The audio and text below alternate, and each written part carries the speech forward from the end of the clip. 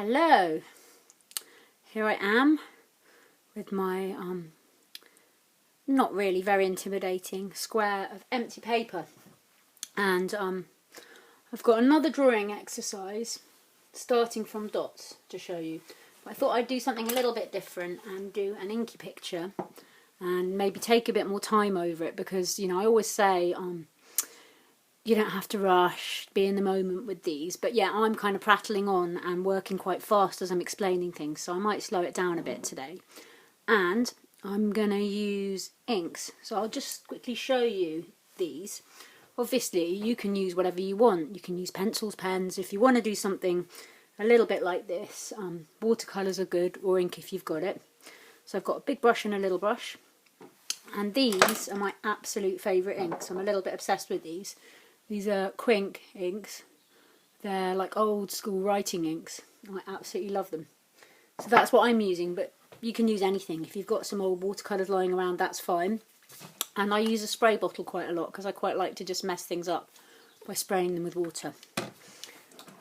So I'm just gonna, I've wet the page with my big brush. This is the tricky thing with watercolour and ink, and it really is trial and error. It's like getting it wet enough but not too wet. But it's a nice medium because, again, like with using a non-dominant hand, you're not completely in control, and that can be interesting. So I'm going to start with dots again. You can see how they're bleeding outwards because the paper's quite wet, and there it's obviously not so wet. So dots, a constellation of dots. One more. There we are. So we've got our dots, and around our dots we're going to have ripples. Now I think it's some kind of mindfulness, possibly Japanese mindfulness thing about painting a perfect circle with a brush and one. Now your circles really do not need to be perfect, so don't worry, but it's a nice thing to try nonetheless. So our ripples, you can see where the paper's wetter and where it's not so wet. Our ripples are spreading out, and I'm just going to keep on going, adding more and more ripples.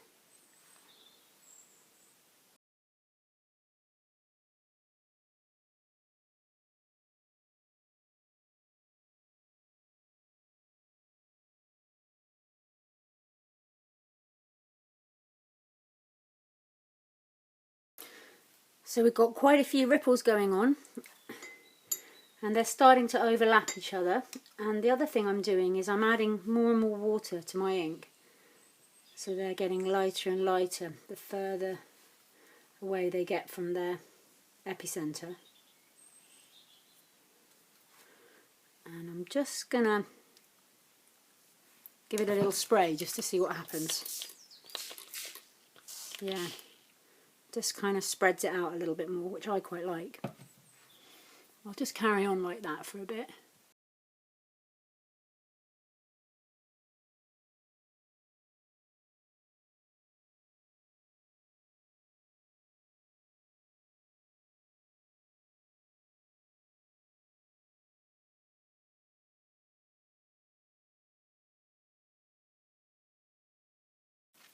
So lots and lots of ripples now.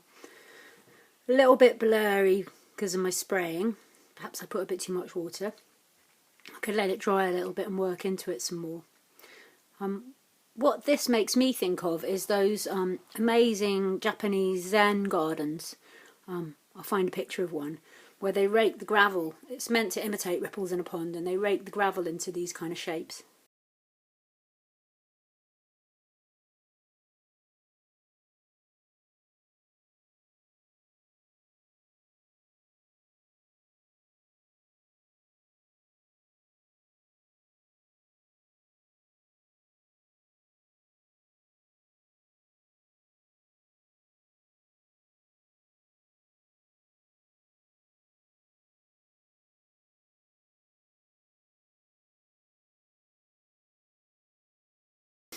So there we go, that's my swirly inky ripples.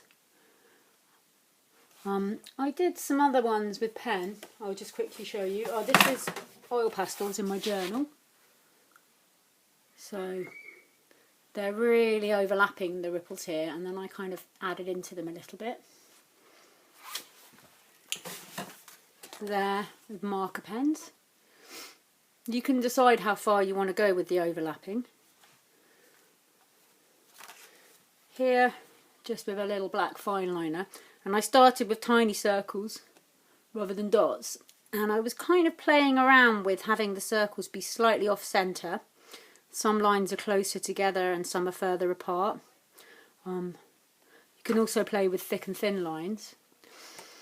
And when you have these off centre circles, you almost get a bit of a tunnelling effect. So I was messing around with that there. So, as with all of these, there's just endless ways that you can interpret it, and things that you can do to play around with it. I'll do another one soon, maybe another circular one. Yeah, I hope you enjoy it.